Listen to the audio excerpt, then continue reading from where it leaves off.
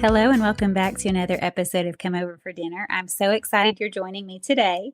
My name is Bess Hawthorne and I am joined by a very special guest all the way from Australia. Her name is Danielle Van Den Dolder and she has been married for 5 years. She is in her 20s and has 3 little rascals running around that keep her very busy. A 3-month-old, a 2-year-old, and a 4-year-old. Thank you for joining me, Danielle. Thanks so much, Bess. It's a pleasure to be here. Welcome to the podcast. Please introduce yourself a little bit more. Tell us more about yourself. No worries. So, I've been married 5 years to my husband, Peter. He's an electrical engineer. He works in the city here. And, I've got 3 little kids. Well, they're getting progressively not so little. I've got, 4.5-year-old Mason. He is the star of the show whenever we have people coming over for dinner because he's a chatterbox. He loves to chat to everybody, whatever age or stage they're in. He's just trying to chat their ear off the whole time. He's already very hospitable. Oh, for sure. I'm like already imagining him being like 25 years old in his own home, just hosting people all the time. But and I've got a little girl, Ella, who's super sweet. She's 2.5, and then a little baby, Charlotte. And she lights us all up with her big grins. Oh, that's such a sweet family. You mentioned a city. What city are you in? Oh, yeah, we live in Perth, Western Australia, which is kind of on the west coast of Australia. Often when people think of Australia, they're kind of picturing Sydney, Melbourne, which is kind of way over the other side, east coast. But we live on the west coast, which is it's kind of like a more small town vibe than the big cities out east. And we love it here. We live kind of 40 minutes out of the city centre. But love our place here. We enjoy it. I can imagine. I've never visited Australia, but it is on the list of things to do one day. Oh, you'll have to come, Beth. It's so great. I'm sure it's beautiful. I mean, the landscape is very different. Like, we don't have mountains here, which some of my friends who come from more mountainous regions, they do bemoan the fact there's only just little speed bump hills, they call them. Speed bump hills. I haven't heard that before. But that's pretty great. Let's talk a little bit about hospitality. So I know in your community, hospitality may look a little bit different than America, and I'm sure in a lot of ways it looks the same. So let's talk a little bit about that. I want you to tell me, what is hospitality like in Australia? What are your takeaways from the community you live in? You mentioned before to me that you are in a church community, the Free Reformed Churches of Australia, and have some thoughts about homemaking and hosting and hospitality. So dive into that for us. Sure. No, definitely part of the Free Reformed Churches of Australia. And they're only mostly on the west coast here. There's quite a few of them. It's quite a large church community. So it's kind of, and we have schools that are part of our churches. So often all the kids kind of go to the same Christian schools. And there's lots of people that you know of, but you don't really know, like you've heard of their name somewhere. You might have gone to school with them, but you don't really know them very in depth or and you only know them from school sometimes. So like your last memory of them is as a 17, 18-year-old. So it's really nice actually to kind of settle more into just your close church community and then to kind of get to know the people there more in depth. And then also just to be able to reconnect with people that you've met before and have them over. But a lot of our hospitality revolves around our church community. And I think often people mainly have people over on Sundays. We often do Sundays or weekend nights. Between church service, we have service in the morning and the afternoon, and often people invite people over for coffee and lunch after church, and then use that time to fellowship in the church community, which is really nice. And it comes and goes in seasons for us, especially with young kids. Sometimes after church, the kids just need a nap. It can be real hard. But we actually have the privilege of living really close to our church. We walk to church. It's only like 100 meters up the road. So I'll actually, if the kids are being fussy at church, I'll just walk down home, quickly feed them lunch, get them into bed, and then start the coffee. And then my husband will chat and invite people and bring them down to the house. So sometimes it's just a fun surprise of who he brings. And also part of our church, we also have, most churches have this, I think, in our community, but like a host family roster. So they have people that are on a roster each week of the year. Just so if there's visitors in church, they're the people rostered on to make sure that they're looked after, that they've got a place to go to after church. And if there's no visitors in church, then they're just encouraged just to have extra families over. Like they say up to like 10 people or something, but however many you can fit in your house. Okay, so you're saying that in your church, everyone is on a rotation to be the person prepared to invite Not everyone. company Yeah. or a new family that's visiting to their house? Yeah, you got to sign up for it. That is an interesting idea. Okay, so you volunteer, you sign, and you're not assigned, but Yeah, you volunteer. So it's sign not up. everyone just like, nope, you have to have people over today. Right. No, yeah. That makes sense. No, thankfully It's not not. a dictatorship. No, You I think must that'd invite. destroy the heart of It's it your for sure. turn. That would for sure. But so you sign up on a day where you say to yourself, I can make extra on this day and I'm prepared to host an extra Yeah. family if there's a visiting family. That is such a neat idea. Yeah, and sometimes you ask and they've already got a place to go, and that's fine. And it's just like, okay, we'll have some more people over. Sure. Generally, I know that there are families in our community that do that sometimes, maybe not every Sunday, but they'll have extra. And if they see someone there, but it's a general, it's not really a roster and organized, so to speak, that I've seen. Yeah. Yeah, it's good to have both ways. Like if it's already being done, I think maybe there was a history of people falling through the cracks or something. I don't know. Oh, But I I'm found it really sure. good for myself. I was like, sometimes I'm not feeling super confident, but I was like, you know what? I'm just going to sign our family up for this. And then I know it's coming. Like you've got the roster, you know when your date is, when your slot is. Then you can just prepare. And then I like to sometimes just text people ahead of time and be like, hey, would you like to come over on this day? And then if there's visitors, we'll just have them over extra as well. Or my husband just likes to invite people as he goes after church and then always comes home with like a few more people than we could probably comfortably fit in our house. So we have a very crowded living room. We don't have a very big house.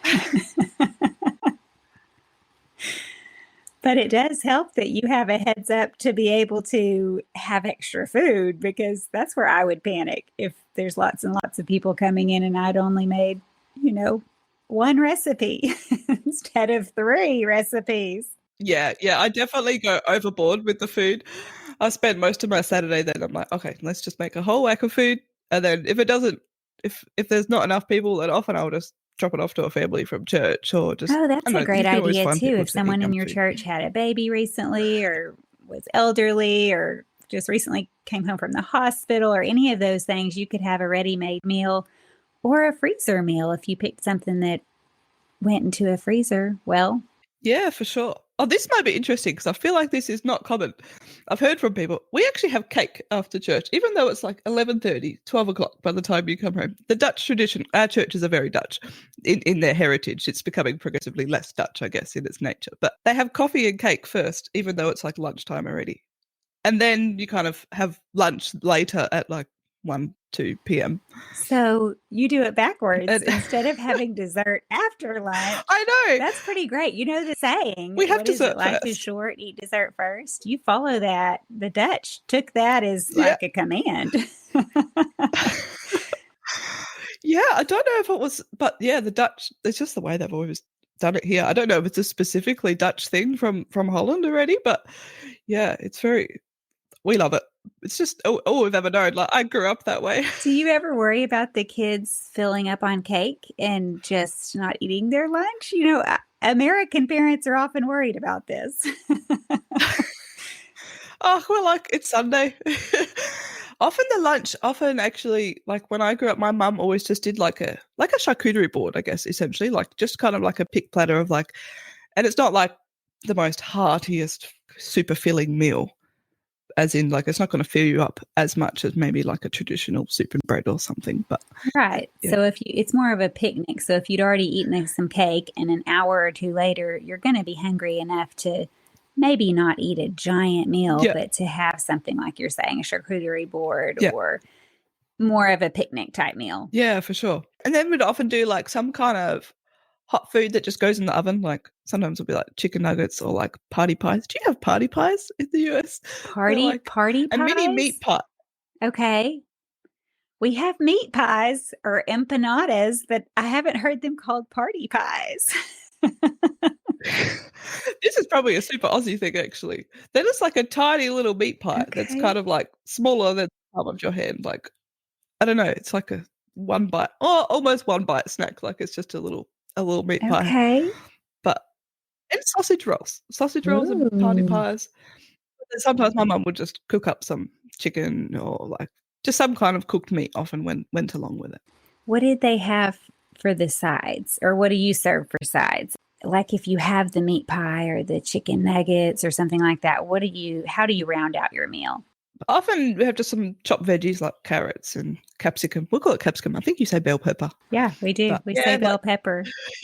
cucumber. Oh, cheeses, like nice fancy cheeses, like a good camembert or a brie or I don't know. There's like some smoked Dutch cheeses that I'm a fan of.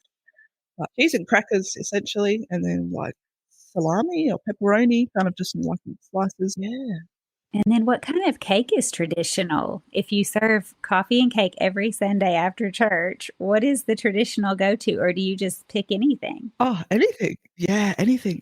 Oh, cheesecakes are very common. All types of cheesecakes under the sun. Pavlova. Oh, if it's a special occasion. Do you guys do pavlova? I think Yes, it's a pretty we yeah. have Oh, definitely adopted that.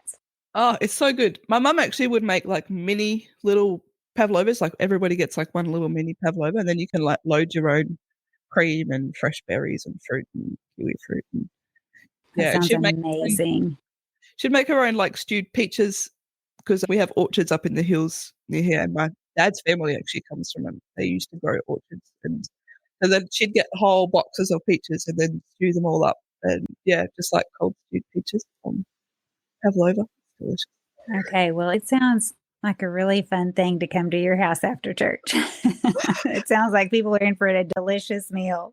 Oh, for What sure. would you serve? Speaking of food, and your Mhm. husband's bringing people and you're on the roster, what would you plan?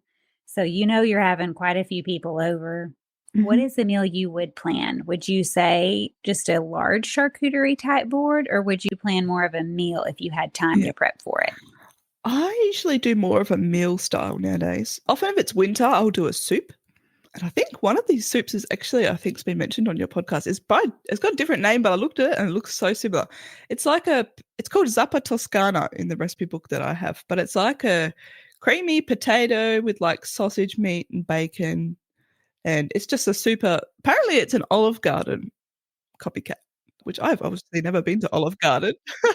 Uh-huh. And so there's probably lots of variations. Do Yeah, you have an Olive Garden? I don't believe so.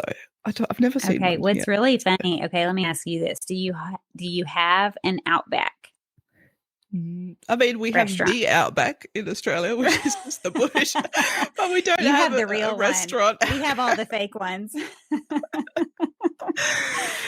What's so No. funny is, of course, the Outback is, I'm pretty sure nationwide. It's a chain, Oh, and really? every big city has one. I think. I don't think the Outback is just in Texas and Arkansas, Hmm. that area, like in the South. I think it's everywhere. Regardless, having eaten at the Outback, I thought that that was Australian food, onions, and I don't remember That's everything. fair enough. You said blooming onions. I've never had one. I've seen pictures of them, and I'm like, man, I think I could get on board with that. But That is really funny because, yes, I asked her about some of the foods specifically that I thought were Australian, like, y'all must eat this all the time. She's like, I've never had this before. So, I think so it's probably actually, like Americanized. I mean, Australian, there's good things like steak and yeah, chicken and, but what would you say before we delve too far into your menu? You mentioned a really yeah. delicious soup, but Oh, for what sure. would you say is specifically Australian? Well, I was thinking about this, and I actually realized I think Australia, other than like barbecue type of food, like steak and meat, but it's very multicultural here. A lot of people, I think, have either migrated here or have relatives that have migrated here, like living relatives. Like my grandparents were the ones that came from Holland, and my husband actually moved here from Holland when he was 12, so he's very Dutch. But his parents actually, they grew up in South Africa. So I have a lot of South African and Dutch influence. And then there's quite a few South Africans in my church. But as far as wider culture in Australia, there's heaps of people coming from all over. So I think that our cuisine is actually just very multicultural. There's one place where we often go out to dinner and you just drive down the street and there's a restaurant from every single country pretty much in the world. Like, it's incredible. So I think a lot of our food is just inspired by so many different other cuisines that it's kind of hard to pinpoint this is super Australian, other than like meat pies and but I think, yeah, people just eat all sorts of things. And I love it. I love trying all the things. It really is great to live in a place where you can have a wide variety of cuisine and cooked authentically. If people have immigrated, they are passing on recipes that they grew up with, maybe have been handed down for generations. So that's really fun. Yeah, it is. Okay, so back to your menu. You might serve a delicious soup. What would you put with it? I've been getting into making bread, which has been so good. I have these sea salt and herb skillet rolls. Oh, have you heard of Sally's Baking Addiction? I think I have. She's got a website, but a lady from my church got me onto her, and she is the best. She has like such good explanation of all her recipes. Like she has all the tips, and anyway, I love it. But she has these herb and sea salt skillet rolls. Yeah, that's what they're called. And they're just kind of like dinner rolls, but they're flavored with herbs, and then you top them with melted butter and sprinkle sea salt on top. And oh man, my husband says, surely there's moments in heaven like this when he's eating it. I was like, wow, that's pretty high praise. But we will be eating in heaven, and it will be delicious. And I bet we can make rolls with herbs and sea salt on top. Yeah, I'm sure we can. That reminds me of the Pioneer Woman's rolls. Have you heard of the Pioneer Woman from America? I've only heard of her. I haven't seen any of her stuff or anything. Okay, well, she's really big, maybe especially in the South. She has a ranch in Oklahoma, her and her family. Her husband has for generations, at least one, maybe he's the third generation. I'm not sure. I'd have to relook that up. But of ranching, and she started a blog when she had young children, and then it just progressed, and has a show on Food Network and really multiple cookbooks, and she's just real down to earth. But one of my favorite recipes of hers is what you're talking about. It's a roll, and you brush butter on it and sprinkle some fresh rosemary and sea salt, and then bake it. Oh. Those rolls are the most delicious. Yeah. And her trick is, now I do love a good homemade roll, but if you're in a hurry, I don't know if you have this in Australia, but in America we have Rhodes rolls. It's RHODES. It's just a pre-made frozen roll that is not risen. And so you do have to take it out. Oh, really? However long it takes to rise on your counter. Probably depends on how cold it is. Yeah. If it's hot summer, it would take less time. But if it's winter, you want to give yourself some time. But what's fun is you can do it at the beginning of your food prep. You're making a soup. Just put those rolls off to the side. And when they've risen, brush your butter on, throw your herbs, like whatever you like. I always do what she has is rosemary and sea salt. What a great idea. And it is so good. I mean, people rave about them, and you hate if they ask for the recipe. I'm like, it's out of a bag. They were pre-frozen. You I hate to admit this, but it is kind of fun because well, they'll probably love it. They'll be like, yeah, man, I could just do that at home too. And you really are crunched for time or just don't have time to make those homemade, but I really do like them. So we'll have to post your recipe. Yeah, by the way, all recipes can be found on comeoverfordinner.com. Look for her blog post there under recipes, and then the index has them alphabetical. So, okay, so we have soup, we have rolls. What else? Often I would kind of just leave the lunch at just soup and rolls. I don't often do a salad or anything. It's just, I try just to do things that I can just prep beforehand. Yeah, exactly. Oh, there's so many different things I could share with you. But if you want to do like a dessert. Okay, tell me your favorite. Oh, I love just a good. Do you ever do a dessert? No, after not dinner? Usually. Or because you've had the cake, you're done at soup and bread. Okay. So you don't like really go into excess of two desserts. No, that would be a bit much. Usually people are like, boy, we are just so full we could not eat anymore. But it is Sunday. Exactly. Right. Dessert at that point does not sound good. I think often people will like just bring the cake back out like before church or something, or after your afternoon service, and then have another cake before dinner even sometimes. I don't personally do that, but I've been at people's houses where they just bring out the cake pretty much at every interval. It's just, there's only so much cake we can eat in a day. How does church work in Australia? You said after the afternoon service, do you go in the morning, have lunch, and then go back? Yeah, we do generally 2 services a Sunday. Yeah, I know that's probably not usual. It's just the way I've grown up, and our churches are all like that. So I don't know. Tell me the times that you go to church. Our morning service is 9:30, I believe. And then probably it's definitely done by 11, but by the time you chat and you come home, it's probably 11:30, 12-ish. And then our afternoon service is 4 p.m. So it's you probably generally church from about 4 till 6. And people kind of just come home and have dinner. Some people have it a bit earlier at like 3:30.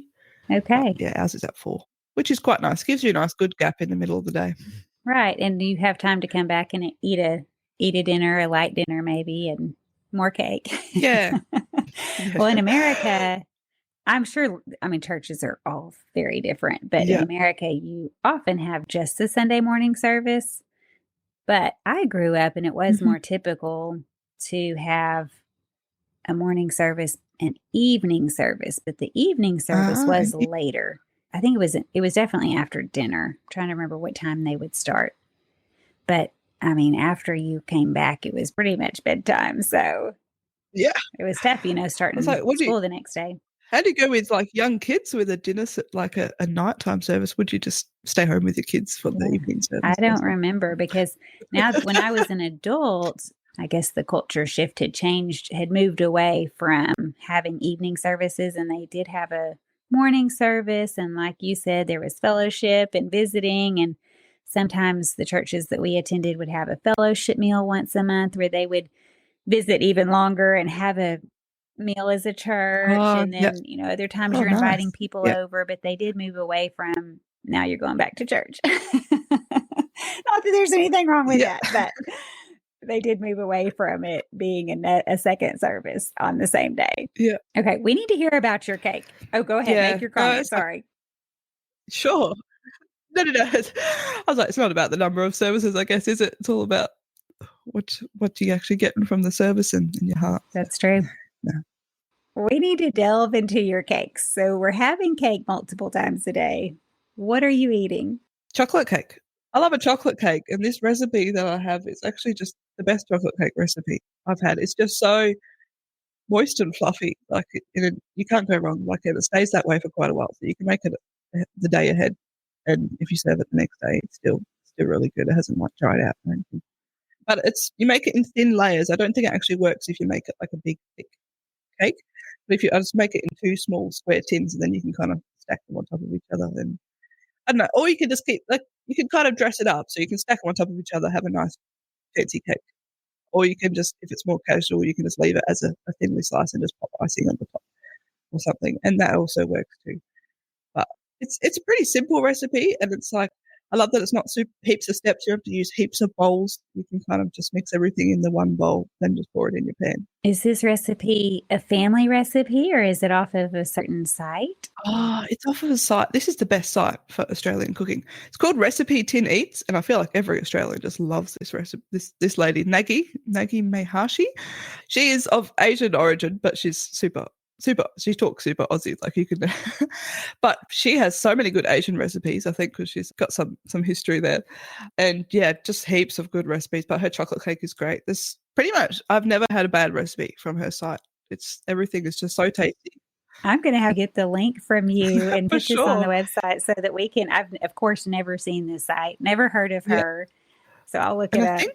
I think the soup that I mentioned is one of hers. It's actually from her cookbook. It's just called Dinner, actually. Her cookbook's called Dinner. And I think you can get it in the US. I think I've heard her say somewhere that it's in the US and the UK, I think. That thin cake reminds me of a Texas sheet cake. I'll have to look at it to see if what you're talking about is similar. They don't stack it. So a Texas sheet cake, I guess you could, Maybe. cut it in half and stack it. Is it just the whole size of like a sheet pan then? It's like pretty huge. It's the size of a sheet pan and you spread a thin icing over the top. Some people sprinkle some nuts on top. You don't have to. But yeah, it's pretty good. I'm sure I think I've made the Pioneer Woman Texas sheet cake too. That's the recipe I go to when I make one. Yeah. Oh, and this one's so good if you put salted caramel icing on it. Okay, that puts it over the top. Yeah, I know. It's indulgent. It's too much for an average day, but if you're cracking out something for a special occasion. No, that sounds amazing. I could use that right now. Special occasion. What are you talking about? I just got done teaching a week of school to 19 second graders. Yeah. They're amazing, but it's Friday afternoon, and I feel like I should be test tasting this cake right now. You deserve a treat. Yeah. Oh, I wish I could send some to you. No, I found actually, and she has a whole, you can make your own caramel and put it in the buttercream. But I actually found I just got like a salted caramel, like ice cream topping.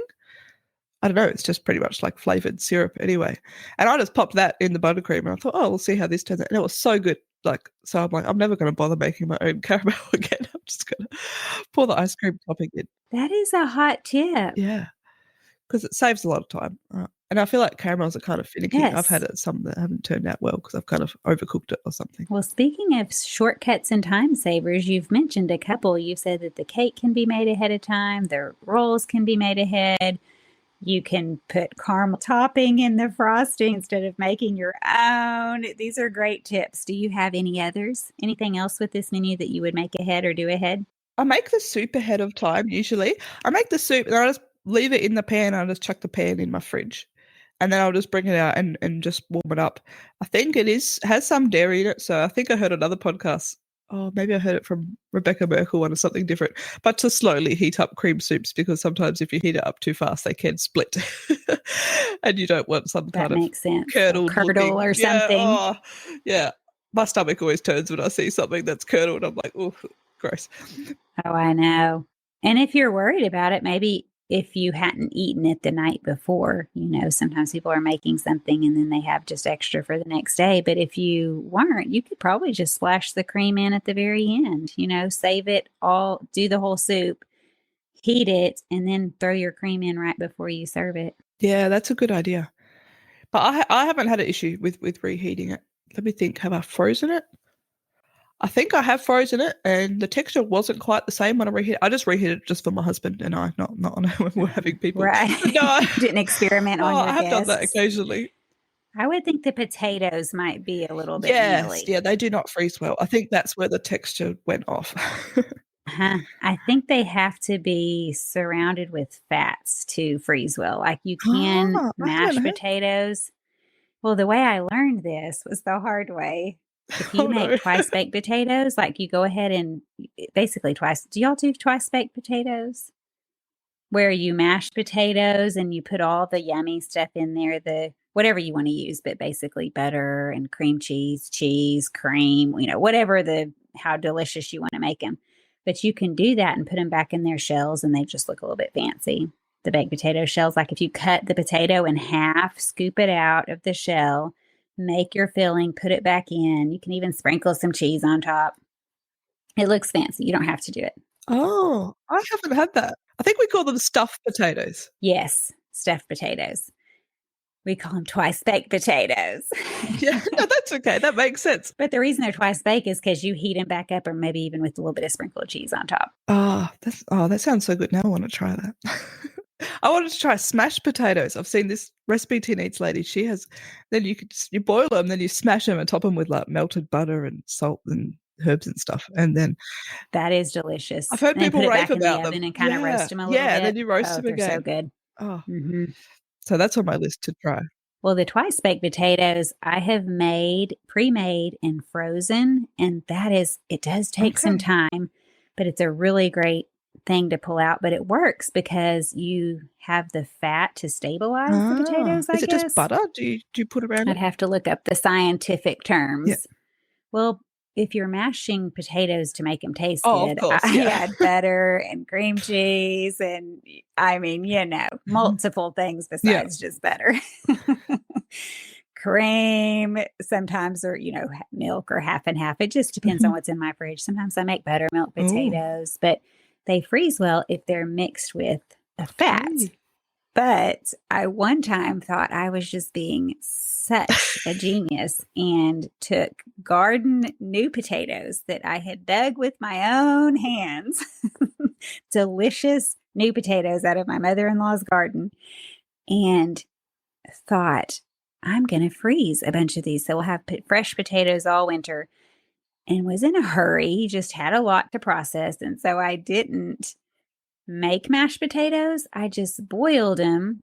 I'm trying to remember how I did it. I think I boiled them where I thought I'll pull them out and we'll just do whatever we want to with them. We'll later put the butter and salt and pepper, or we'll throw them on a sheet and smash them, or we'll make them into mashed potatoes or whatever. But I think I really I just froze potatoes that had been boiled. And they were the nasty. I had to throw them all away. Oh no. When I pulled them out later, frozen and defrosted them, they were the mealiest, wateriest, nastiest. Like the texture was so bad. Oh, what a bummer. I'd ruined them all. And your own garden grown potatoes too. That feels bad.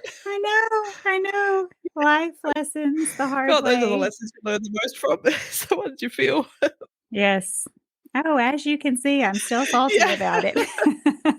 I still remember the day when I pulled that bag out and thought I was having potatoes for dinner, and like, what is wrong with these? Why do they taste so terrible? I can't get past the texture. It's terrible. Oh no, you really can't. And then I Googled it. I should have pre-Googled it, but it was post-Google. Yeah.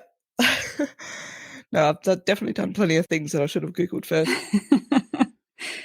Before we move forward, a big thank you to the sponsors for supporting today's episode. Are you searching for hands-on activities to help your kids explore the practical side of science? Look no further than your kitchen. Inquisicook blends food science and culinary arts into an engaging program that puts delicious food on the family table. Let Inquisicook do the teaching with lesson videos, reliable recipes, and assessment tools that put students on track for success. Their online platform is easy to navigate and optimized for mobile, so the learning experience can move from the classroom to the kitchen without a hitch. Inquisicook turns curious students into intuitive cooks, not just recipe followers. Say goodbye to the tyranny of the ingredients list and say hello to utilizing what's in season, what's on sale, or what's in the fridge. Visit inquisicook.com to view sample lessons, then check out the recipe gallery to see just how crave-worthy science can be. Today's culture shifts like sand, but New St. Andrews College is established on Christ, the immovable rock. The college is a premier institution that forges evangelical leaders who don't fear or hate the world. Guided by God's Word, equipped with the genius of classical liberal arts and God-honoring wisdom, with a faculty dedicated to academic rigor and to God's kingdom, New St. Andrews College offers an education that frees people. To find out more, visit nsa.edu. I've been translating recipes from Afrikaans because there's a lady from my church that gave me a recipe for a scote. Actually, this might be interesting. It's like a dehydrated cake, essentially. It's very South African, and they dunk it in tea. It's kind of like biscotti, I guess. It's like very kind of like dry and hard, but it's delicious. Anyway, I got her recipe and she gave it to me in Afrikaans. I was like, okay, I'll just run it through Google Translate. And I did, and it translated the flour. It was supposed to be self-raising flour, but it translated as effervescent flour. And I was like, what is effervescent flour? I should have just Googled it, but I just whacked in plain flour, which is all-purpose flour, I guess. But it just did not rise at all. It was just like flat as a pancake. Oh, and it was still delicious, but I was like, then I quickly Googled it afterwards. I'm like, oh, right. I should have guessed. Effervescent, I guess, means rising. So I guess it would mean rising. It had the baking soda or baking powder in it or whatever makes it rise. Check your Google Translate recipes, people. That's a pretty good story. Yes. What does effervescent mean? What is your best prep tip when you're inviting people over? You're obviously prepared if your husband on the regular is calling people from church saying, come over to our house for some cake and coffee. I love to actually, if I'm texting people ahead of time, we have like an app called Church Social, which kind of has the whole list of all the families from our church and all their details. I like to kind of go through the list and be like, oh, who are people that we haven't really chatted too much in our church? And it's just a nice place to kind of see all the names and be like, okay, let's have these people over. We haven't touched base with them, or we don't know them very well. And then I can kind of I compare like an older couple with like a younger family, just have a kind of a mix of people over. That will be interesting. And I also think having more than one person over, one group of people over, then they can entertain each other while I'm feeding my kids lunch or something. Because our kitchen is kind of like in a separate room, not in our living area. So if I'm quickly scurrying away to get something ready, I'm not really able to keep the conversation going or anything. So I like to mix and match people a bit and to kind of set up a good variety of people, which has been good so far. It's been really helpful. About how big is your church? How many families or how many people? I think total members, probably including kids, is probably like close to 300 now. It's not. Actually, maybe it's more 350. It's grown since I joined, so I knew it was like just under 300 when we joined, but it's been 4 years now. That is a pretty long list of people. Yeah, there's some bigger families, but there's a growing number of like younger families, kind of in similar situations to us, like similar ages. So it's been fun to have them along. And then at least we know that, like, hey, the kids can just all go play. And we're all used to the noise of kids. When you have a few older people over, our house is pretty small and we all have wood floors and it can get pretty echoey and loud if the kids are stomping through the house. The play area is not very far from the living area, so the noise really comes through. But they've all been good sports. No one's complained. No one's had bad attitudes about it. So it doesn't matter because they are ready for some delicious food and fun conversation, and the noise they can get over. Yeah, and it's just been so fun to get to know them in that setting too. And other people think of different questions to ask them that you wouldn't have thought of, or have different things in common, and you can kind of just glean from listening to their conversations too, that you get to know them a bit more. So that's been really nice. Yes. What is your best advice for making people feel welcome they come into your home? We just unleash the kids on them. No, our little boy Mason, I told you before, he just loves to chat to people.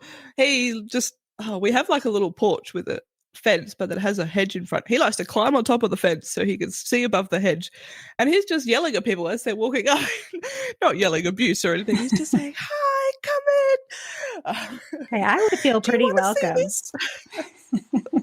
Yeah, so people are feeling welcome as soon as they set foot on the driveway. But he loves to open the front door and say hi to them. It's hard to beat him to the front door if we hear them coming. So he's been a real gift, actually. He often just diffuses the tension and just like any awkwardness that you might felt, people that you don't know or something like it. He often just breaks the ice. But my husband's very good. Often I'm in the kitchen kind of getting the last things together or quickly making coffee or something. But yeah, he'll often get the door and welcome them in. And that's been really nice. And especially if it's people we know, it just, I think, makes their day. Like if they're regular visitors, we have my husband's single brother and a bunch of his friends that he lived with before we got married. They come over every couple of months or so. And yeah, they love it now, coming to see the kids, and they're good sports about all the noise and for single guys, takes a bit of getting used to all the craziness of a young family. Right. Well, single guys are pretty rough and tumble themselves. They probably, are still into sports and action, and they're probably much more fun than the older ones of us. Oh, the old yeah, I among think that's us. true. They do love. They're willing to play with the kids and kind of keep them out of our hair while we're getting the dinner on the table. Yes. As we get older, we have to remember to be fun. Make sure you don't get too stodgy as you get older. We've actually had this. We love our church community here. Like they're so great with the kids. Like even like our church does not have a great protection from the street for all the kids running around after church, but like there's been a few times where just like an older couple will just come, hey, we brought your kid back to you, like he was just running real close to the road or something, and I'm like, oh, thank you so much. Like I was just trying to have a chat and forgot that my child was running around.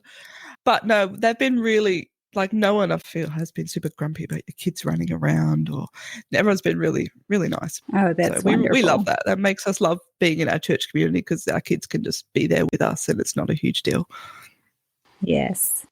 Well, and if your 3-year-old is making everyone feel like a star when they walk up the driveway, all the better.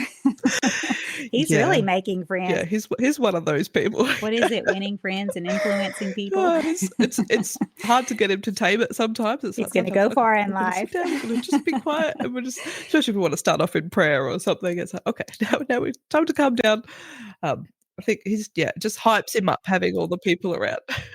Now is what we talk about when we mean self-control, which is so hard. Yeah, for sure. So hard at 3. Definitely working on that one. Exactly. I mean, it's still hard at my age, so we all have patience with the 4-year-olds. Yes. Okay, so you said he's 4. Oh, 4. I said I was looking at 3 months. 4. He's 4 Oh, years old. yeah, it's okay. 4.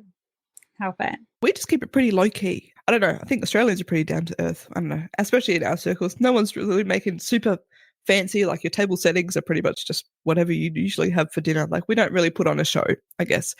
And I like to just keep things casual and keep things kind of low key because it makes people feel welcome in the sense that like they're just coming into your normal home. Like you know, it's not as if you're putting on a show, especially if you haven't met someone before. Like the level of relationship you have with them kind of should be reflected in how your house is presented, I guess. Like if you're super comfortable with them, you're just welcoming them into your life. And I just want to show that to people as well. Like even if we haven't known you or we don't know you, like just come into our lives. We're not gonna pretend to be fancier or holier or anything that we're not. We're just gonna kind of come over, we'll just do our usual thing. You're welcome to join us and kind of just see how we live. Well, and in some ways, that may make people feel more special because they know that you're inviting them out of the love from your heart versus we can only invite you if we're having a big party, or we can only invite you if we're putting on the Ritz, really showing out, or Yeah. which is very rare. I mean, it's hard to do that in normal life. It's hard to stop everything, prepare some perfect house, perfect meal, and then it just doesn't happen very often because it's so difficult to do. But if you invite people into your normal routine and flow, you're just welcoming them in to be a part of the family. Yeah, for sure. And I don't know, I'm pretty busy with the kids, and like if I was trying to put pressure on myself to set up something that was super fancy and nice, that would be destroyed in no time with the kids. Not that they're particularly destructive, it's just they usually like they will attempt to climb on the table or something. I mean, we try not to have them climb on the table, but you turn your back for a second and they might be on the table. Well, and it's just never fails whenever you have an active family living life. You will do the dishes, and as soon Oh, as for the kitchen sure. is perfectly clean, of course, there's more dishes. As soon as someone takes a bite of something and needs Yeah. food, or you just mop the floor, well, now people are walking over it and it's not perfectly clean anymore. It's life. Yeah, it is. And I don't know, we don't get mad over it. We just roll with it. And we still pull out all the stops for like Christmas or Easter or, family birthdays and things. That's the time where we kind of go, oh yeah, let's throw a bit of a bigger of a party, get some special things out. But yeah, for the rest, it's just the usual casual stuff. Okay, well, speaking of special things and casual stuff, tell us your favorite must have kitchen items. What do we need to know that we need to have for our kitchens? I think you need a Dutch cheese slicer. Okay. I've seen people slice cheese with all sorts of weird implements like knives, or I'm just like, what are you doing? Sorry, knife is not that weird in other contexts, but with cheese, I don't know, I'd maybe have to show you a picture of what it looks like. Okay, you do have to show me because I use a cheese knife, but I'll show you that here in a minute. You show me your Dutch cheese slicer. Let's see if I can show it to you on the screen. It looks like this. It's like a kind of a flat blade, and you kind of pull it. The cheese gets sliced in the middle. Anyway, it slices just super even. Okay. Yeah. Okay, you know what that reminds me of? For the listeners that aren't seeing this, it reminds me of what looks like a pie server. It's Oh, yeah. a triangle at the end, except the tip is cut off. And so Mhm. it like is the triangle, but then inside the triangle part has the cutting part that you drag across your Like a cheese. slot with a blade. Yeah. That is interesting. I've never seen that before.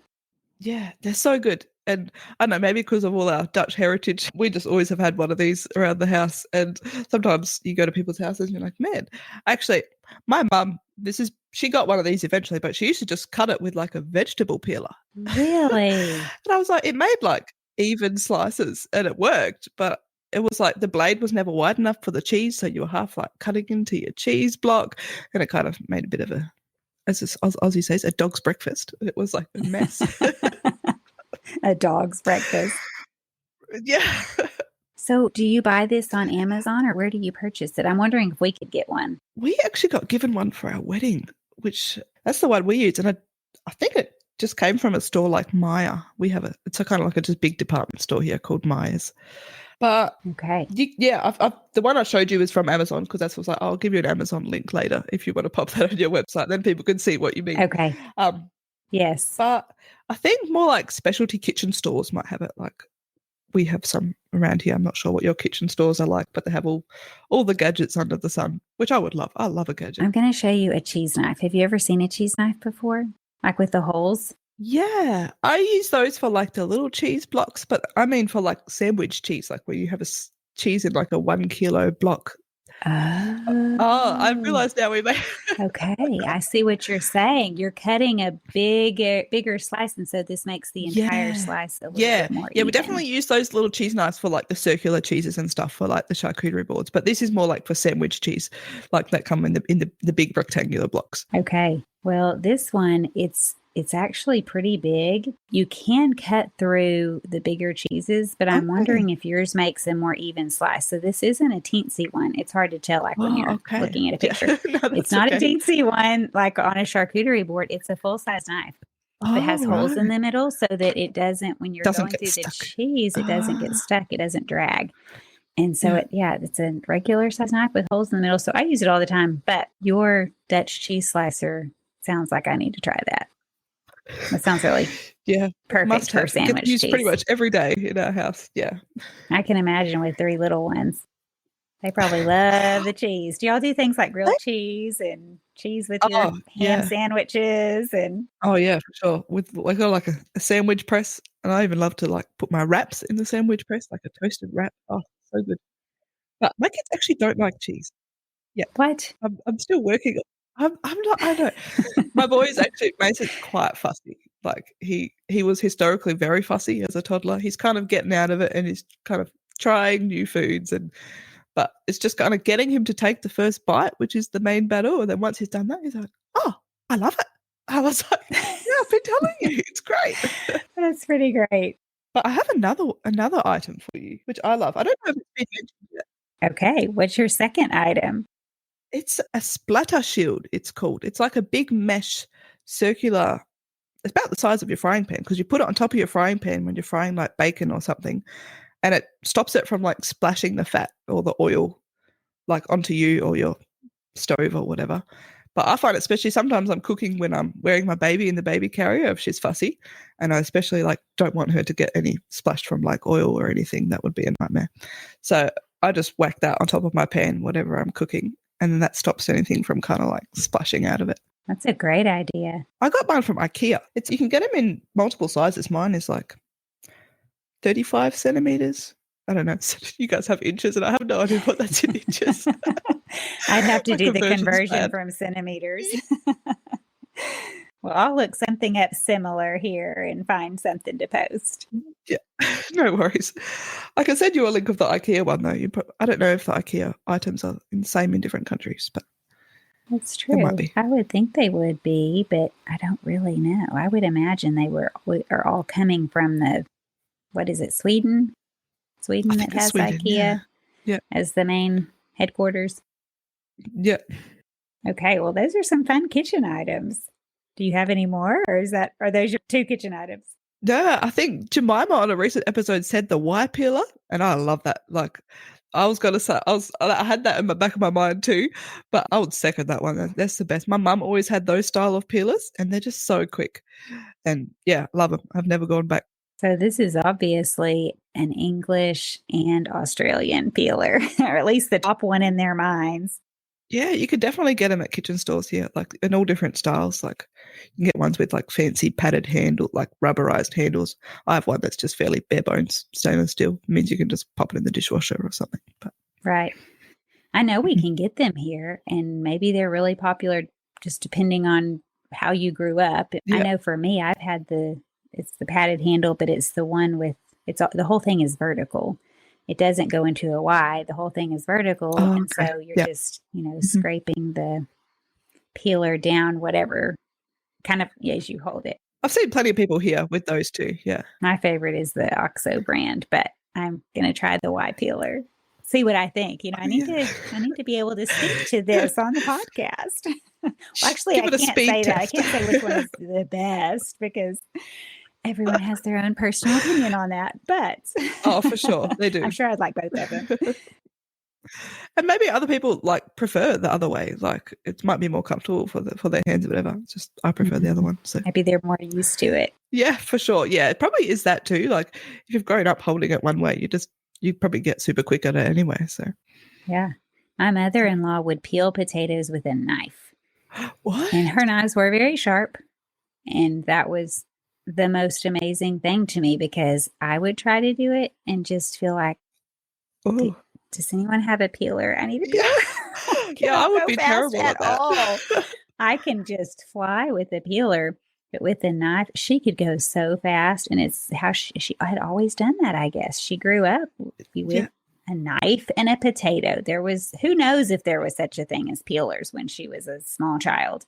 Oh man, And her knife so skills must be she great. could fly. Oh, they were incredible. And because that knife was sharp too. My father-in-law knew he had the whetstone, he did it all. Yeah. He would sit in the recliner in the living room and he would be sharpening those knives by the whetstone and That's so cool. reminding us, that be careful. The knives are sharp. You're going to cut yourself if you're not careful. A sharp knife. I've actually heard a sharp knife is actually safer than a blunt knife because it's just going to go where That's you what want it to people go. But a blunt say. knife will slip and cut you. But do love a sharp knife. Just don't let the sharp one slip. Oh, yeah, I've definitely done that before. Speaking of mishaps, do you have any kitchen stories or hospitality stories that you would want to share with us? It could be a mishap, something funny. I have one that she has one. What is it? I have one. I can't go into too much detail because it would get weird. But just don't let your toddlers bring things from your nightstand to your single friends who are sitting in your bedroom, in your living room. We have had some. Oh, it happened once, and never again. I'm like, kids, you are not playing in the bedroom ever again. I was thankfully in the kitchen when it happened. I just went so red. I was like, no way, this did not just happen. Anyway, we're still friends with them to this day. They're not weirded But out. they still laugh about it. Just keep your toddlers out or your personal items put away Oh. where your toddlers can't find them before Yeah. company comes over. Oh boy. And my husband put his foot through the floor on Christmas Day. What in the world? We have wooden floors in our house. Yeah, it was like dinner was already set up outside. Christmas is in summer here. Shock to everyone. That is a shock. I knew that. And when you said it, I just kind of had to rethink that through. But I do know that we're going to be in winter soon. Well, we're recording this before winter, but probably this will air close, when it's cold. And it's winter here and summer where you are. Is that right? Yeah. So Christmas. So Christmas in it the can middle be of like summertime. So hot. It can be like, for some reason, Christmas always ends up being like the hottest day in like the week. But it's often like 35 to 40 degrees, which is probably like 100 degrees plus. In Fahrenheit. Yeah, in Fahrenheit. So it's warm. Anyway, so we often do a Christmas dinner and we eat outside because then it's kind of cooled off and you have the nice summer evenings and you can kind of sit outside while it's really nice and light. And anyway, so my husband was carrying all the food to the table outside where we had set up, and there was one plank on our floor that just gave way under his foot. His foot went through the floor. We have old timber Jarrah floors in our house, and anyway, so now we realize we need to do some floor repairs. Did he save the food? But thankfully, yeah, and I think he was actually carrying a big Christmas ham, which I had spent like 2 days making. Oh, that would have been a tragedy. I know. So it was like the biggest near miss. I was like, I'm so glad the food was okay. I'm glad he was okay too. Like he was not injured or anything. And we're in such good mood that we just laughed ourselves silly. We're like, of course, of all the things to happen. And all our family was out the back, and we all just had a good laugh, and just made the Christmas all that much more memorable. Well, especially since you were able to enjoy the delicious ham and it didn't go flying off the platter onto the ground. Oh. Yeah, I'm glad he was carrying it. It was not me because I think I probably would have dropped it. It was heavy. It would have gone flying for me as well. Okay, it's just so interesting to me that Christmas is in summertime. Do you celebrate it similar to Americans with a Christmas tree and lights and that sort of thing?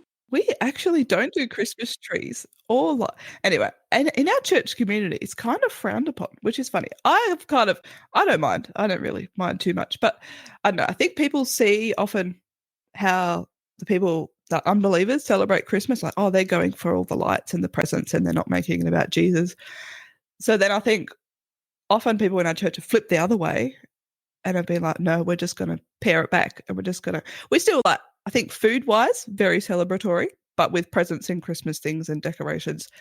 Historically hasn't been as fancy, but more and more people are getting into it. And I want to get into more decorating and stuff. And I don't know, especially when you have kids and kind of set up a whole festive atmosphere. I'm like, of all the people to celebrate at Christmas, we have the most to celebrate. Exactly. Like, we have our Savior to celebrate. So I feel like we shouldn't be the ones being like, it should be the most glorious feast and festivities in a Christian's home. Yeah, for sure. So instead of this being stodgy at Christmas and not fun. Exactly. That's kind of what I think too. So I know some people from my community would not agree with that, but well, I do know what you're saying. There are Christians who are truly trying to make it about Christ and recognize that we are celebrating Christ's birth. And how do we do that in a way that is appropriate and not worldly and all about the things like the materialization of, buying things and shopping for things. And I won't go on and on about it right now on this podcast, but just a short summary. I think if anyone is interested, I would highly recommend Doug Wilson wrote a book called God Rest Ye Merry. And it is about why Christians should celebrate better than anyone else. They should show the world what a true celebration is, because we are celebrating the greatest thing that ever happened, that God sent his son to save us from our sins, the greatest thing that ever happened. And then on Easter, we celebrate just as much, if not even more. And then he goes into multiple, all the different things, like when people are talking about shopping and presents and trees and, because there's a lot to delve into there. Was it a pagan tradition? Is this something that we should be focused on? Should we give presents to each other anyway? So I high recommend. Yeah, I would too. I think I read it just before, like kind of probably last November or something, in the lead up to Christmas. I was like, oh man, I wanted to, like, I knew how people in my community felt, but I want to actually learn more about it. Like, as in, like, why do people think this way? Is it really valid or a huge concern? Or anyway, so I did read the book and I enjoyed it, and I think I'm going to bring it out again.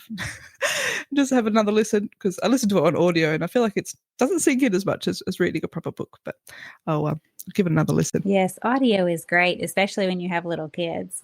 Yeah. But it does, I know I was seeing it with my eyes. It helps me to have it soak into my brain a bit better. Then it's a bit easier to pull out again. Like if you're like, I just want to quickly reference what they said about something. It's a bit hard to scrub through an audiobook and try to figure out, where was it that they said this? But also in regards to Christmas, people are often on holidays here because our school year finishes kind of mid-December, and then they don't go back to school. The next school year starts in February. So there's a huge, like, December and February, and lots of people go on vacation.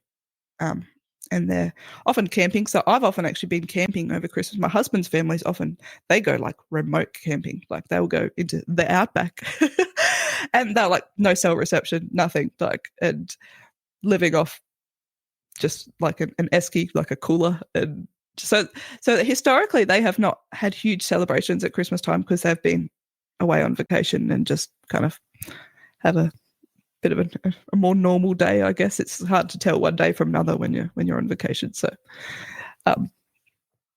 but no, we've been home mostly since we've been married, so we're kind of working on making it a bigger festive day. So, but it's hard because lots of people are on vacation. When you're trying to invite people over, it's like, okay, half the people are gone. So if you might invite lots of people, but not many will come because they're all away. So.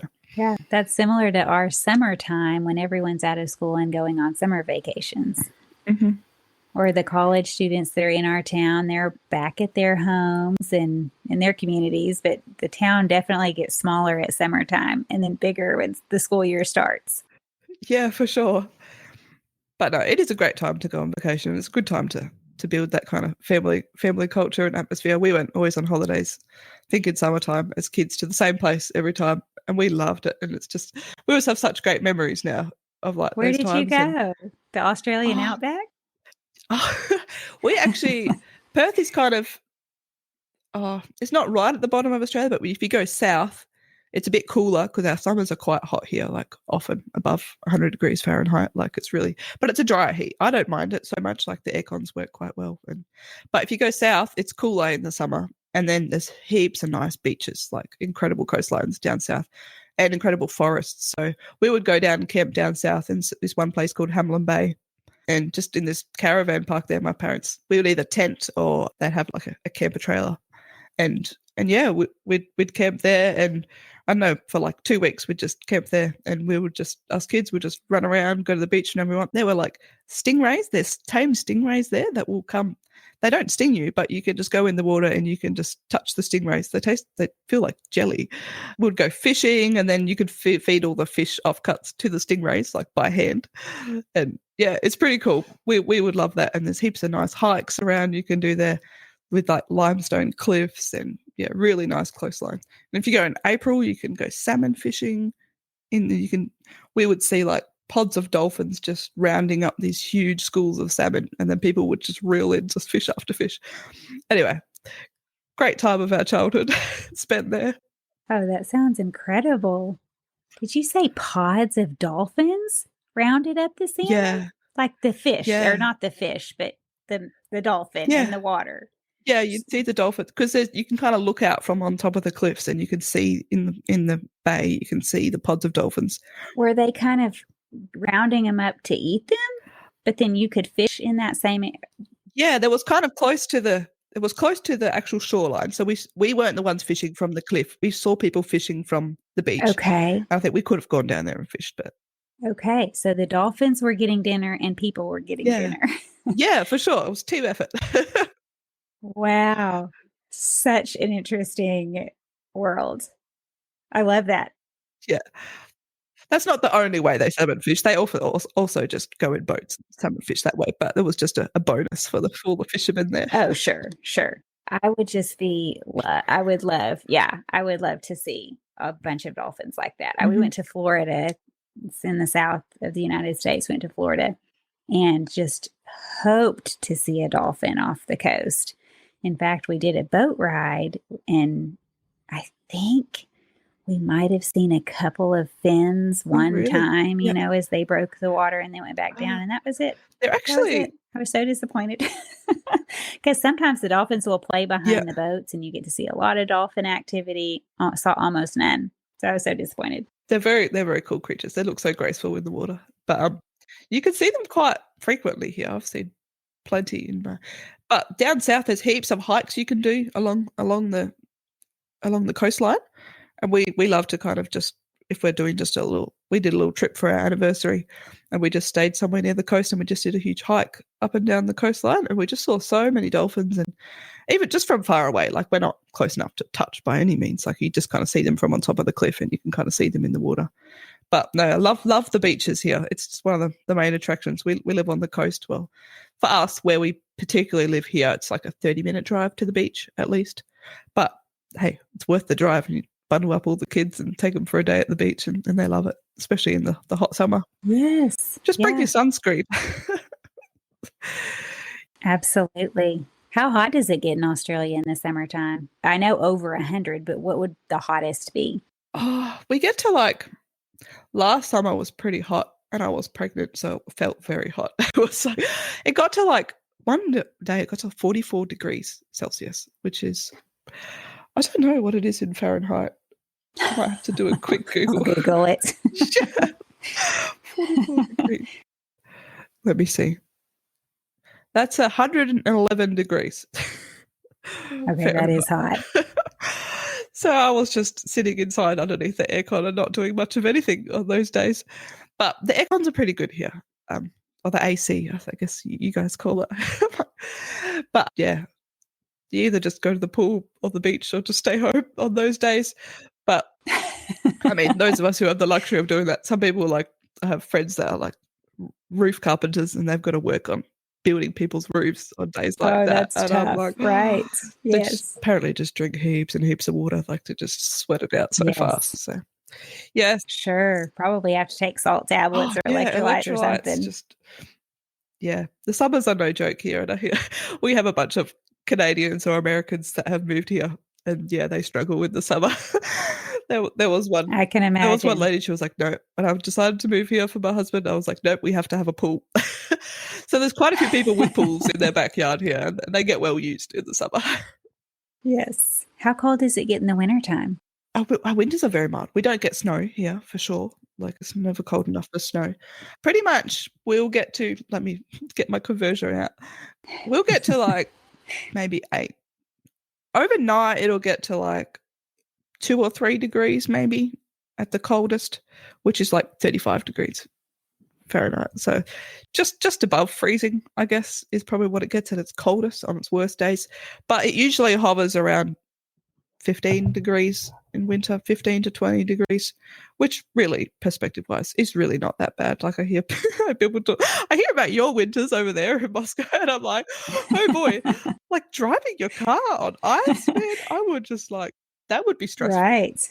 Yeah, snow tires has to become a thing. Well, for a lot of Just, people, they get snow tires. I'm sure other people that manage or have four-wheel drives or all-wheel drives, but in the South, there's no such thing as yeah. a Does it affect how much you get around? well, no, I think people up here are prepared for it and have chains or snow, the snow tires, they call them studded snow Mm-hmm. tires where they can grip the or go through the Okay. ice like these metal studs. Oh, right.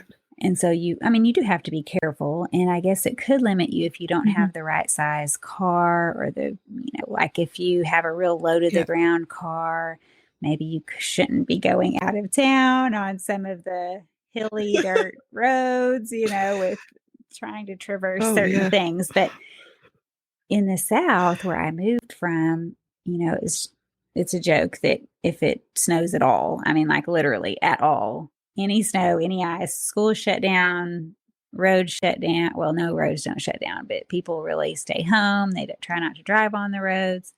If they do, there's car accidents. But the thing is, the reason is because there's no snow tires and no chains and no one's prepared. There's Oh, no salt trucks. there's no There's infrastructure no for it. infrastructure. Yeah. There's no trucks who are salting the roads Life or just shuts down. putting rocks on the slippery parts or anything like Yeah. that. It's just, you just wait for it to melt because it'll melt in a day, maybe two.